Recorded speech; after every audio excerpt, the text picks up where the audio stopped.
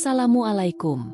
Selamat datang di channel Cerita Novika 2. Semoga hari ini teman-teman dalam keadaan sehat walafiat dan senantiasa diberikan kebahagiaan sepanjang hari.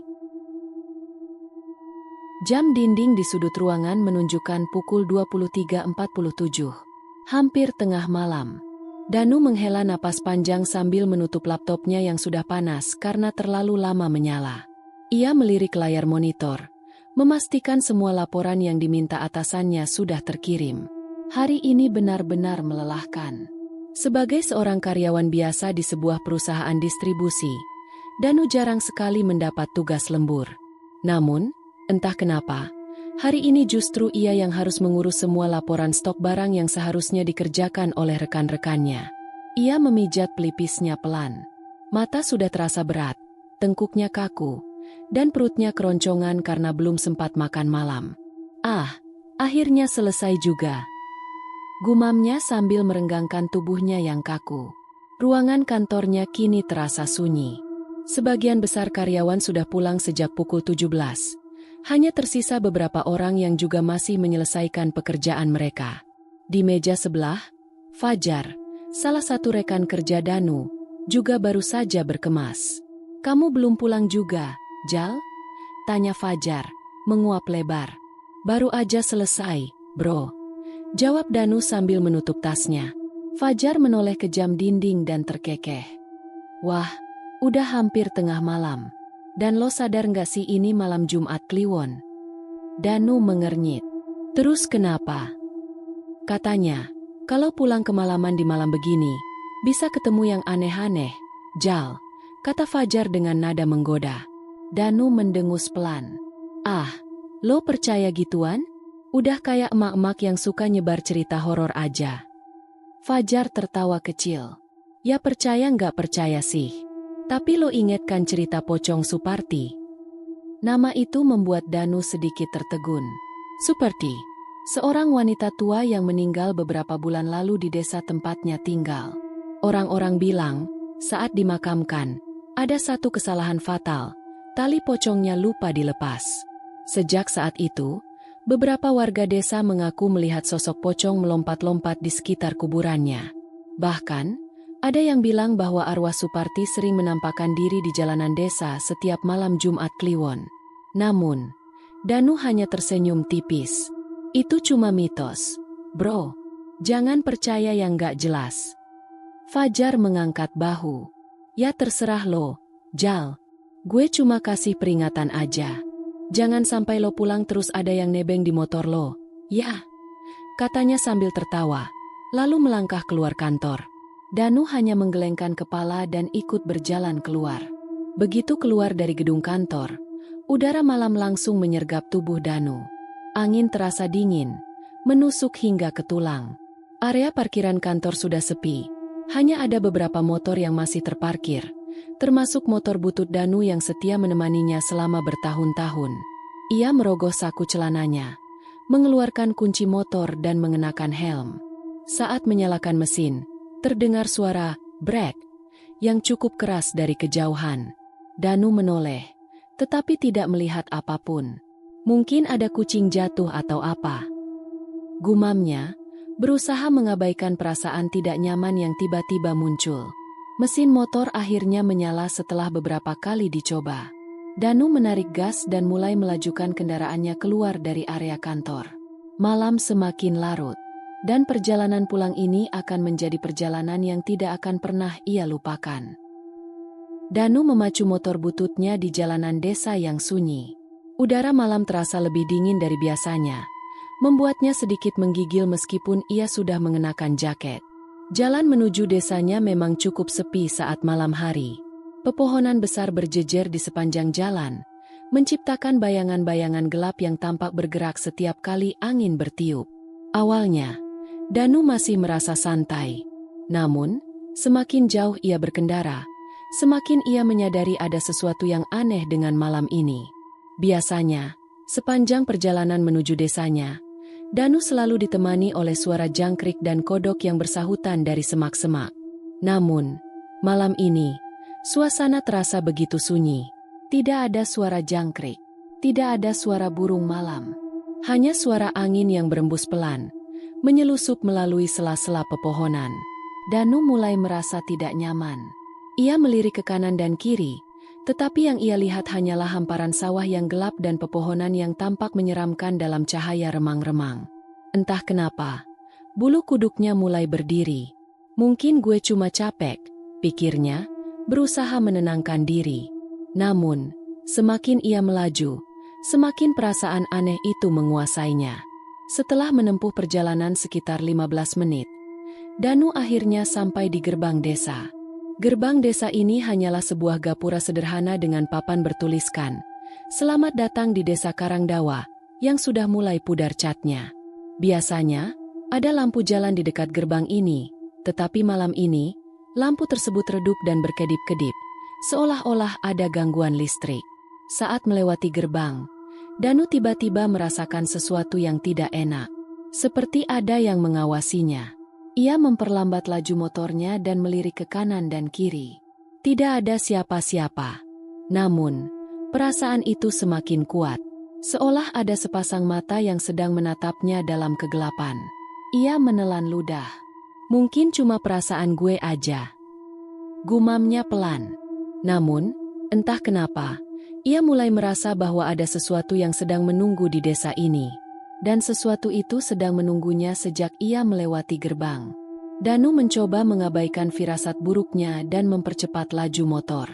Namun, baru beberapa meter melewati gerbang desa, sesuatu yang lebih aneh terjadi. Lampu jalan di sepanjang desa mulai berkedip-kedip. Awalnya hanya satu lampu, lalu diikuti oleh lampu lainnya. Seperti ada gangguan listrik yang merambat dari satu titik ke titik lainnya. Kedip, kedip, kedip, kedip. Dan tiba-tiba, pluk, seluruh lampu jalan padam sekaligus. Sekarang, Danu benar-benar terjebak dalam kegelapan. Jantungnya mulai berdebar lebih cepat. Ia merasakan keringat dingin mengalir di pelipisnya meskipun udara malam begitu dingin. Matanya mencoba menyesuaikan diri dengan kegelapan. Sementara motor bututnya tetap melaju di jalanan desa yang kini tampak seperti lorong tanpa ujung. Astagfirullah, bisiknya pelan. Namun, tiba-tiba, di kejauhan, di bawah pohon besar di pinggir jalan, sesuatu bergerak. Sebuah bayangan putih. Dan bayangan itu mulai mendekat. Angin malam berembus semakin dingin, menusuk hingga ke tulang.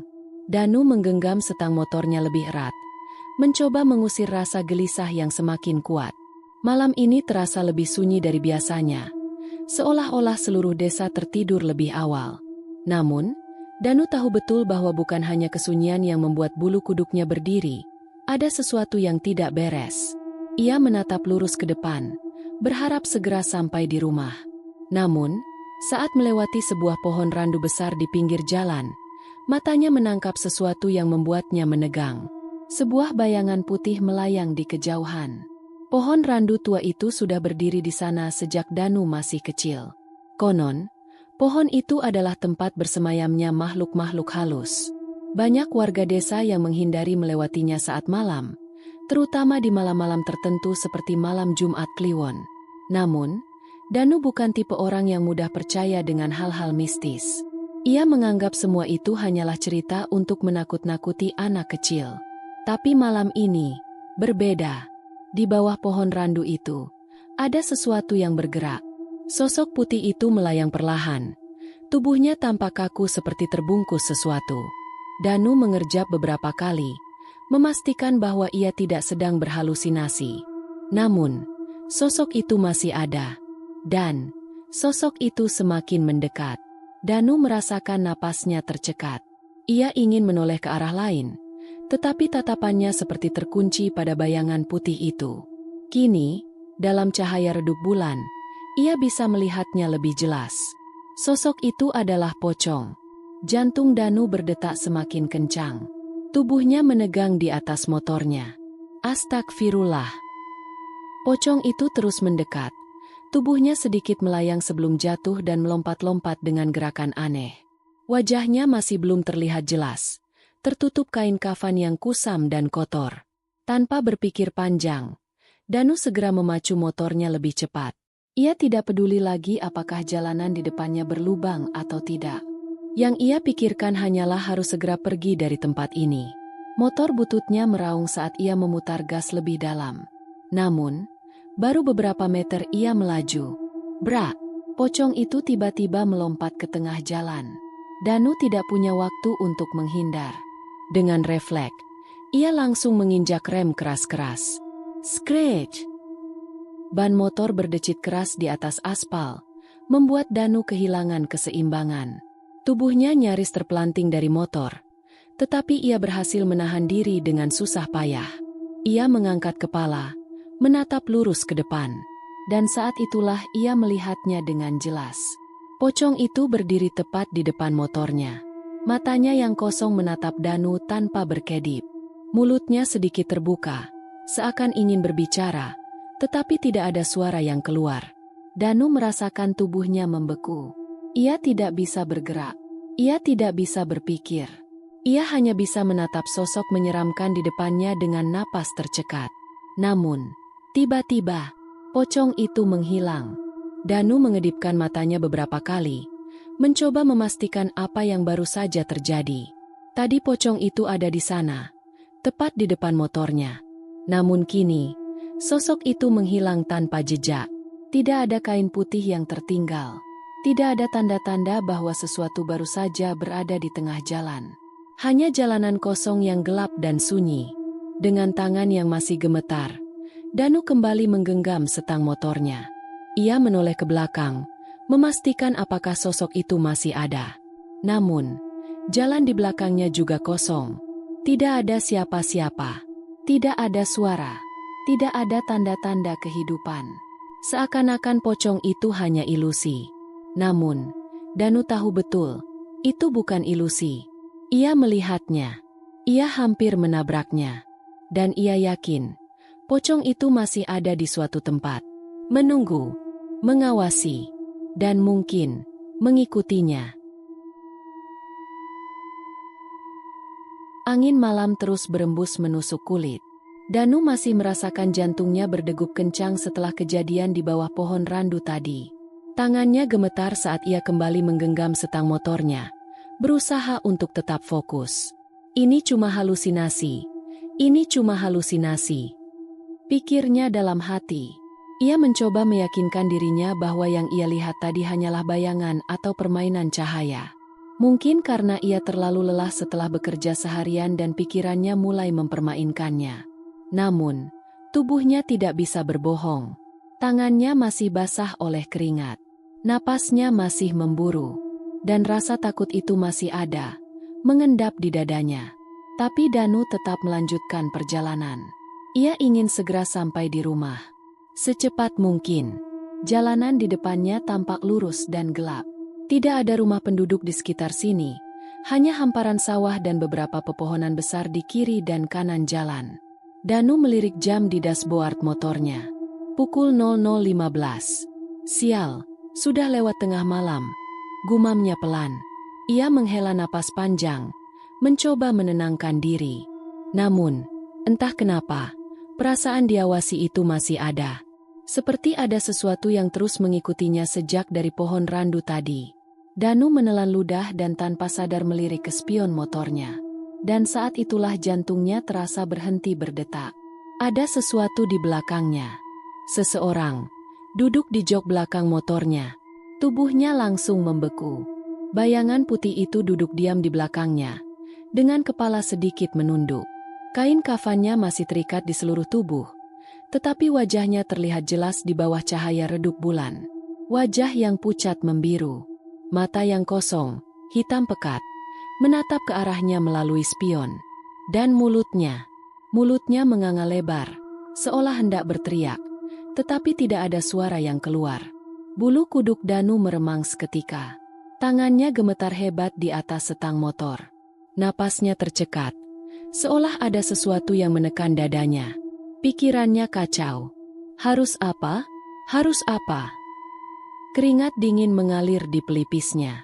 Dengan sisa keberanian yang ia punya, Danu menoleh ke belakang. Kosong. Jok belakangnya kosong.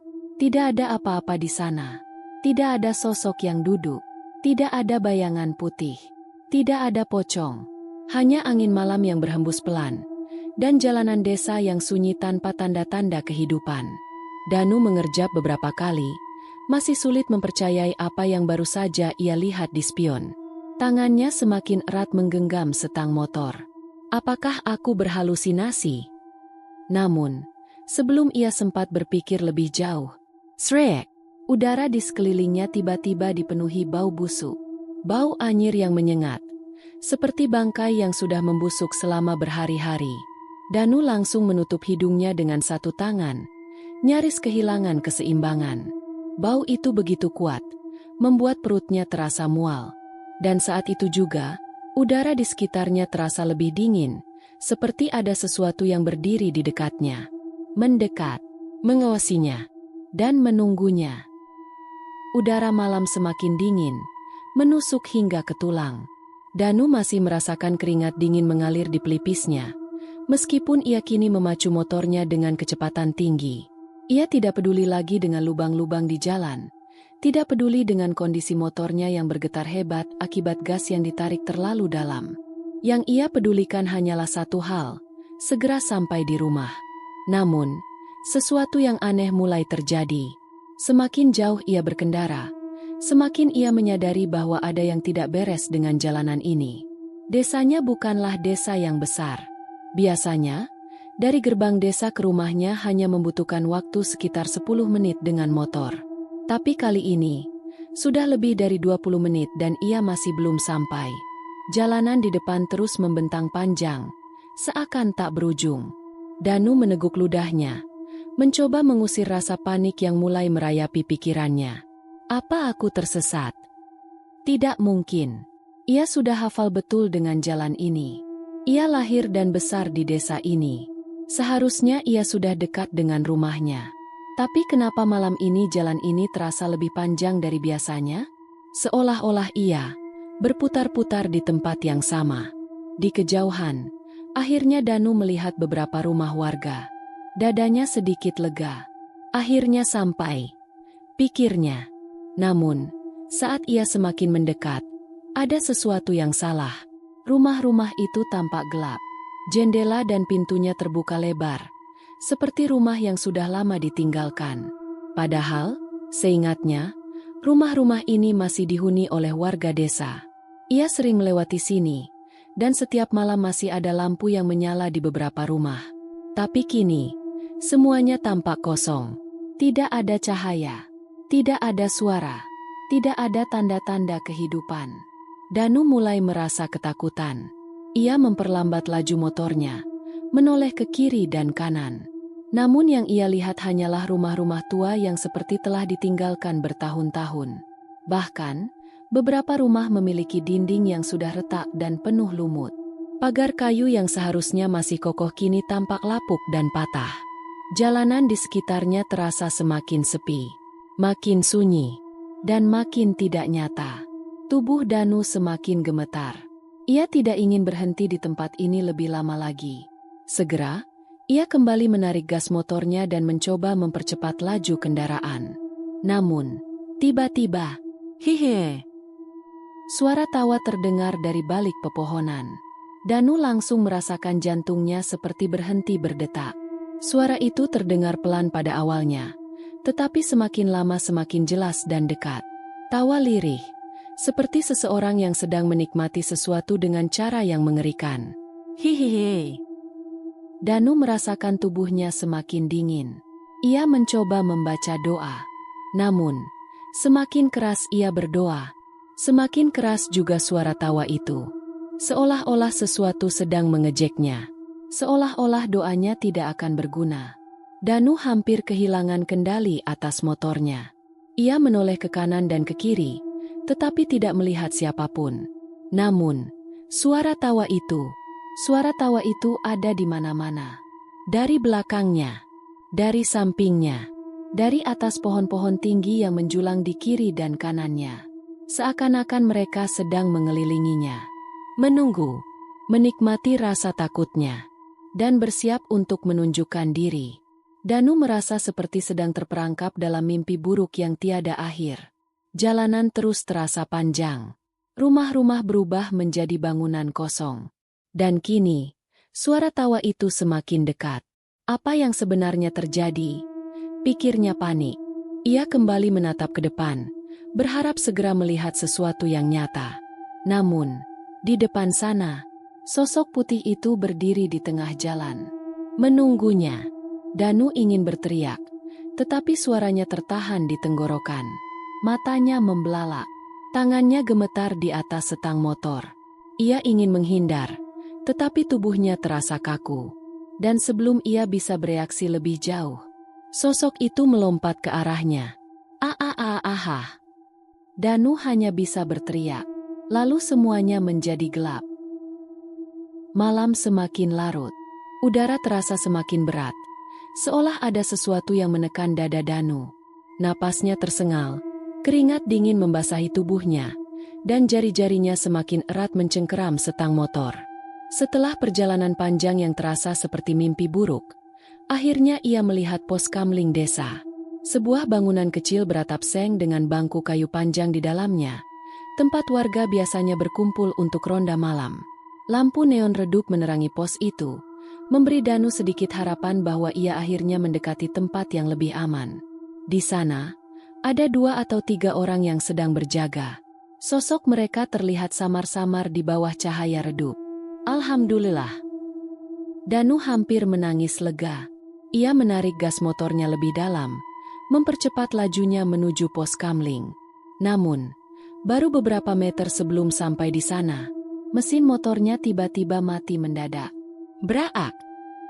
Suara keras terdengar saat motor Danu terhentak tiba-tiba, membuat tubuhnya sedikit terlempar ke depan. Lampu motornya meredup, lalu padam sepenuhnya. Danu terkejut. Ia segera mencoba menyalakan ulang mesin. Klik, klik, klik. Tidak ada respons. Ia mencoba lagi. Klik, klik, klik. Tetap tidak mau menyala. Ayo, jangan mati sekarang. Gumamnya. Tangannya gemetar saat berusaha memutar kunci kontak. Namun, meskipun ia sudah mencoba berkali-kali, motor itu tetap membisu. Seakan-akan ada sesuatu yang sengaja mematikannya. Dan saat itulah ia mulai mendengar sesuatu dari kejauhan. Sebuah suara aneh. Sret, sret, sret. Suara kain terseret di atas tanah. Pelan. Tapi semakin lama, semakin jelas. Semakin dekat. Danu merasakan tubuhnya menegang. Napasnya mulai tidak teratur. Suara itu datang dari belakangnya. Tangannya mencengkeram setang motor erat-erat. Otaknya berteriak untuk tidak menoleh. Namun, tubuhnya terasa seperti tidak bisa dikendalikan. Dengan gerakan kaku dan perlahan, Danu akhirnya menoleh ke belakang. Dan saat itu juga, darahnya terasa membeku. Pocong Suparti berdiri tepat di belakangnya. Hanya berjarak beberapa langkah saja. Wajahnya pucat kehijauan, dengan mata kosong yang menatap lurus ke arahnya. Kain kafannya masih terikat erat, namun bagian wajahnya tampak berlubang-lubang, seperti ada luka menganga yang membusuk. Bau anyir menyengat langsung menusuk hidung Danu. Bau yang begitu busuk, seperti bangkai yang telah lama dibiarkan membusuk di bawah terik matahari. Danu ingin berteriak, namun suaranya tertahan di tenggorokan. Kakinya ingin berlari. Namun ia tidak bisa bergerak. Seakan ada sesuatu yang menahannya di tempat. Matanya tidak bisa berpaling dari sosok menyeramkan itu. Dan dalam keheningan malam yang mencekam, Pocong Suparti mulai melompat ke arahnya. Tidak! Danu mencoba menggerakkan tubuhnya, tetapi kakinya terasa seperti ditarik oleh sesuatu yang tidak terlihat. Semakin keras ia berusaha bergerak, semakin berat tubuhnya terasa. Pocong Suparti semakin dekat. Matanya yang kosong masih menatap lurus ke arah Danu. Dan kemudian, sosok itu melompat dengan kecepatan mengerikan. Ark! Danu berteriak sekuat tenaga. Dan semuanya menjadi gelap. Matahari baru saja muncul di ufuk timur, mengusir sisa-sisa kegelapan malam. Embun masih menempel di dedaunan, menciptakan kilauan halus yang menandakan pagi telah tiba. Di sudut desa, di dekat pos kamling yang semalam tampak sepi, Beberapa warga berkumpul dengan raut wajah cemas dan penuh tanda tanya. Di sana, Danu tergeletak pingsan. Tubuhnya dingin, wajahnya pucat, dan keringat masih membasahi dahinya. Nafasnya tersengal, meskipun matanya masih tertutup. "Ya Allah, ini anak kenapa?"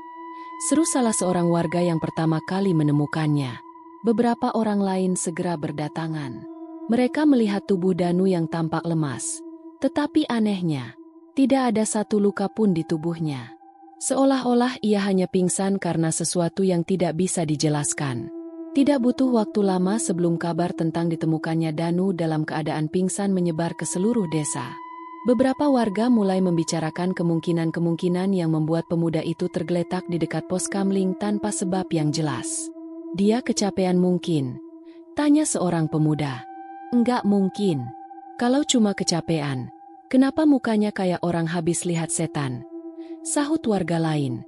"Jangan-jangan dia melihat sesuatu yang tidak seharusnya." Ucapan itu membuat suasana menjadi lebih tegang. Beberapa warga mulai saling berbisik. Ada yang melirik ke arah hutan di ujung desa dengan ekspresi khawatir. Ada yang menggeleng-geleng, seolah tidak ingin mempercayai sesuatu yang sudah jelas-jelas sering terjadi di desa ini. Namun, ada juga yang langsung bisa menebak apa yang sebenarnya terjadi pada Danu. Dan orang itu adalah Pak Karta, tetua desa yang paling dihormati.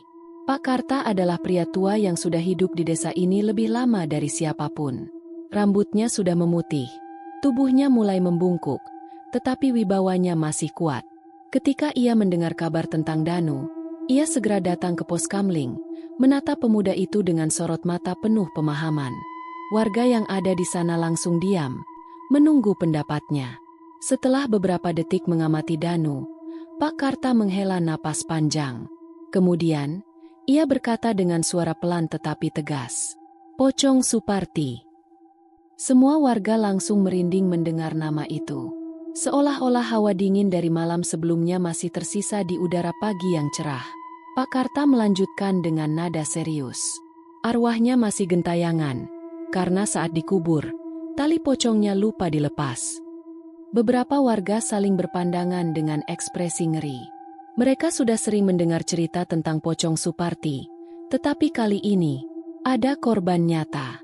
Dan korban itu adalah Danu. Beberapa saat kemudian, Danu mulai bergerak. Matanya terbuka perlahan, tetapi tubuhnya masih lemah. Saat ia melihat wajah-wajah warga yang mengelilinginya, ia tampak kebingungan sesaat. Namun, begitu ia teringat kejadian tadi malam, tubuhnya langsung menegang. Matanya membelalak, dan napasnya semakin cepat. Seketika, air matanya mengalir. Namun, bukan tangisan biasa. Ia menangis ketakutan. Beberapa warga mencoba menenangkannya. "Sabar, Nak. Kamu sudah aman sekarang." Namun, Danu tidak menjawab. Ia hanya menatap kosong ke langit. Sementara tubuhnya masih gemetar hebat. Seolah-olah teror tadi malam masih membekas kuat dalam pikirannya. Salah satu warga, Pak Jono, menghela napas panjang. "Saya sudah bilang, kita harus melakukan sesuatu soal makam Bu Suparti." Beberapa warga lain mengangguk setuju. Tiap malam Jumat Kliwon, pasti ada yang melihat pocong itu. Ingat Pak Herman? 2 bulan lalu dia juga hampir celaka setelah melihat pocong Suparti di jalan desa. Ini bukan yang pertama kali. Pak Karta mengangguk. Wajahnya tampak berpikir keras. Memang sudah saatnya kita melakukan ritual pelepasan tali pocongnya. Ucapan itu langsung disambut dengan anggukan dari para warga yang sudah lama resah. Mereka percaya bahwa arwah Suparti tidak akan pernah tenang sebelum tali pocongnya dilepas. Dan jika dibiarkan lebih lama, mungkin akan ada korban lain. Hari itu, setelah tubuhnya mulai pulih, Danu kembali ke rumahnya. Namun, dia tidak lagi sama. Sejak malam itu, ia tidak pernah lagi pulang kerja terlalu larut, terutama di malam Jumat Kliwon. Ia bahkan mulai mempertimbangkan untuk pindah dari desa ini, karena bayangan pocong Suparti masih terus menghantuinya. Bahkan dalam tidurnya, ia masih bisa mendengar suara kain yang terseret di tanah, dan suara tawa lirih yang terdengar di telinganya. Ia tahu Apa yang ia alami bukan sekadar cerita rakyat. Bukan sekadar mitos. Bukan sekadar lelucon untuk menakut-nakuti anak kecil. Pocong Suparti memang ada. Dan malam itu, ia adalah korban berikutnya.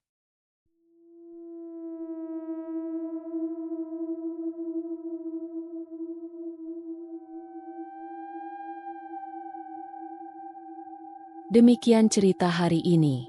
Semoga teman-teman dapat terhibur dan dapat mengambil hikmah kebaikan isi di dalamnya.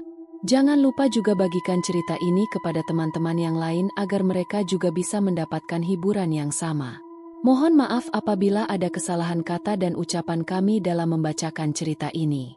Terima kasih dan wassalamualaikum.